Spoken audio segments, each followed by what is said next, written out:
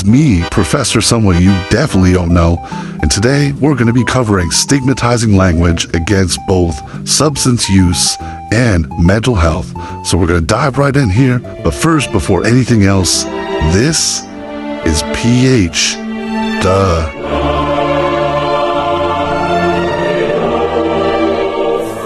Okay, so what are the individual implications of stigmatizing language?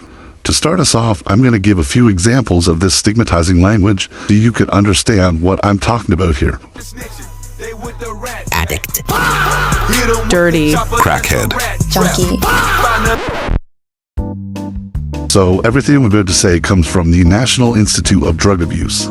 So here are the 4 reasons why it's harmful to use stigmatizing language on people suffering with a substance use disorder. First reason, contrary to the belief of the person using the stigmatizing language, using that language in fact increases the amount of substance abuse that is going on.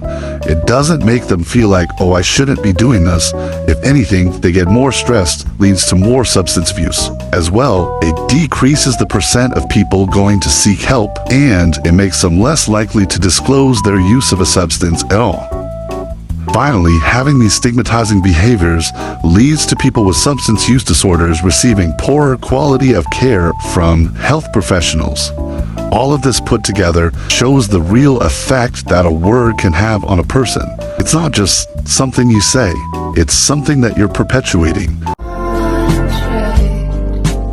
Everything I'm going to say now comes from the BMC Psychiatry Journal.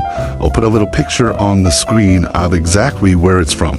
So the things that can come from using stigmatizing language against people struggling with their mental health include loneliness and isolation, again, a fear to disclose any mental health disorders, shame and guilt, lowered self-esteem, and difficulty to make friends or communicate.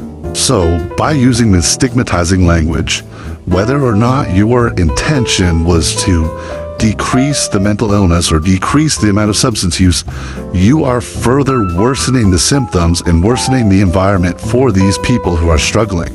Well, before we end off the video, I'm going to give you some examples of some positive and stigma-free language that you could start using instead. So I'll put up on screen where I got this image from, but it pretty much is just saying, instead of using this word, use this. So instead of saying addict, you would say a person with a substance use disorder. Instead of saying junkie, you would say a person in active use. Instead of saying a drunk, you would say a person with alcohol use disorder. Instead of saying a former addict, you would say person in recovery. What you're doing in all of these is you're using person-first language. So I don't have a picture here, but it's the same exact thing for mental health language as well.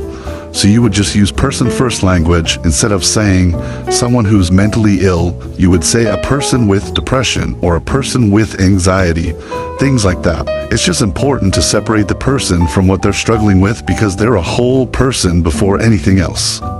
As well, before I close, I would just recommend to do your own research as well on these things, just so you can have a full understanding of what these people are struggling with, and know that not everybody struggling with substance abuse or a mental illness is dangerous or scary.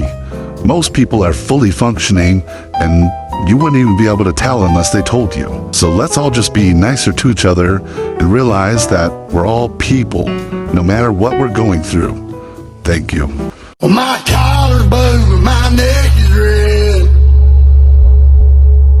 I've been a working